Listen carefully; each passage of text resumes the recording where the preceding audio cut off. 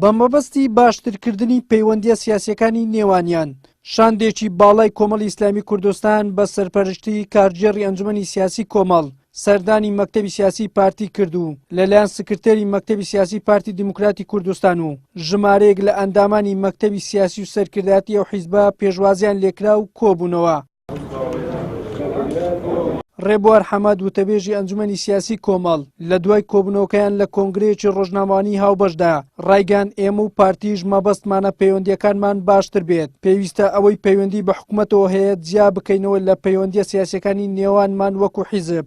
کۆبوونەوەیەکی باشمان کرد تەوەری سەرەکیمان مەسلەی پەیوەندی سیاسیەکانی نێوان هەردوو لابوو و لەو ڕۆ تەمەنێمە هەم لای ئێمە و کۆمەڵی ئیسلامی و هەم لای پارتی دیموکراتی کوردستانیش ئەو نێت و ئیرادە هەیە کە عیلاقاتی سیاسیمان ببینە خۆناغێکی باشتر لەوەی کە لە ڕابردوو هەبووە و ئەوە جگەلەوەی تەمان کە ئێمە من پێم خۆشە تەکید لەسەر قسەی کاک مەحموودیش بکەمەوە کە لە قۆناغەکانی داهاتوودا پەیوەندی هێزە سیاسیەکان جگەلەوەی وا بکەین پەیوەندیەکی سەلیم و تەندروست بێ و لە هەموو قۆناغەکان بتوانین گفتوگۆ هەبێ و پردی گفتوگۆ لە بینی هێزە سیاسیەکان نەپچڕێ هاوکات لەگەڵ ئۆژجیا بکەینەوە لە پەیوەندی حکوومیەکانمان و ئەوەی پێوەستە بە بارودۆخی حکومی و پەرلەمانی لە قۆناغەکانی داهاتوودا.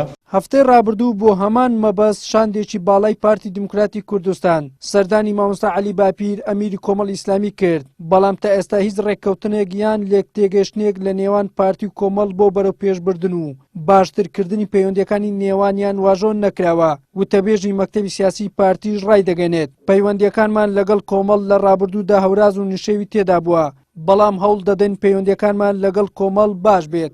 پەیوەندی ئێمە و کۆمەڵی ئیسلامی تازە نییە، لەوانەیە هەوراز و نشێوی بەخۆیەوە بینی بێت، بەڵام لە هەموو حاڵەتەکاندا پەیوەندی هەردوو گلامان هەوڵمان داوە کە باش بێت و هەوڵشمان داوە و لەمە دوای ئەو هەوڵە دەدەین کە پەیوەندەکانی کۆمەڵ و پارتی دیموکراتی کوردستان جیاکەینەوە لە پەیوەندی ئەحزاب لەگەڵ حکوومەت و لەگەڵ دەسەڵات.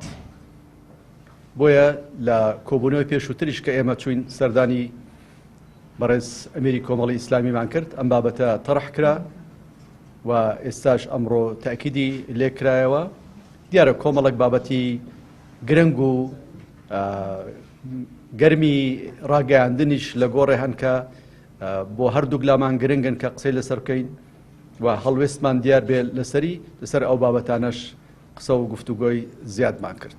سەبارەت بە بەشداریکردنی کۆمەڵ لە حکوومەت یان بوونە ئۆپۆزیسیۆن وتەبێژی کۆمەڵ ئاشکرای دەکات تا ئێستا پرسی ئۆپۆزیسیۆن بوونی کۆمەڵ ئیسلامی کراوەیە لە کۆبنەوەی ئەنجومەنی سەرکردایەتی کۆمەڵ بڕیار درراوە یەکلایکردنەوەی ئەو پرسە بکەینە دوای بەرچاوڕوونی. ئەم کۆبنەوانەش زیاتر بەرچاوڕوونیمان دەدەنێ. گرنگ ئەوەی ئێمە لەسەر پرینسیپەکانی خۆمان سوورین. پرسی بەشداری و ئۆپۆزیسیۆن بوونی ئێمە تا ئێستا پرسێکی کراوەیە. ئێمە لە سەرەتاشدا لە کۆبوونەوەی سەرکردایەتی کۆمەڵ بڕیارمان دەکەم پرسە بخەینە دوای بەرچاوڕوونی دوای دیدار و گفتوگۆ و تا ئێستاشەو پرسە لای ئێمە بەکراوەی ماوەتەوە. حقیقەت ئێمە دوای ئەو کۆبوونەوانەوە بەرچاوڕوونی زیاتر کۆبوونەوەی زیاتری خۆمانەکەین. گرنگەوە ئێمە کۆمەڵ لە پرەنسیپ و مەبادئمان هەیە لەسەر ئەو پرەنسیپ و مەبادیانی خۆمان هەنگاوە نین ئۆپۆزیسیۆن بین یا لە حکوومەت بین. پرسی یاسایی سەرۆکایەتی هەرێم و داخستنی پەرلەمان و ریفراندۆم و قەیرانی دارایی و پاشەکەوتی موچە و ساختەکاریەکان لە هەردوو هەڵبژاردننی پەرلەمانی کوردستان و عێراق ساردی خستبە نێوان پەیوەندە سیاسەکانی کۆمەڵ و پارتی. بە جۆرێک لەو ماوەیەدا هیچ کۆبنەوەیەکی ئاشکرا و نهێنی لە نێوان ئەو دوو هێزە ئەنجام نەدراوە، بەڵام لە ئێستادا هەردوو لا دەیانەوێت پەڕەیەکی تازە هەڵبدەنەوە و ناکۆچیەکانی ڕابردوو لەبیر بکەن. هاوکات پارتی لەم قۆناغی ئێستادا نایەوێت پەیوەندی لەگەڵ هێزێکی کاریگەری وەکو کۆمەڵ نەبێت، چونکە دەزانێت کۆمەڵ خاوەن پێگە و قورسایەکی زۆر لە ناوچەکە و دەتوانێت کاریگەری هەبێت لەسەر شەقامی کوردستان. وەلی سەلیم، کەناڵی ئاسمانی پێم، هەولێر.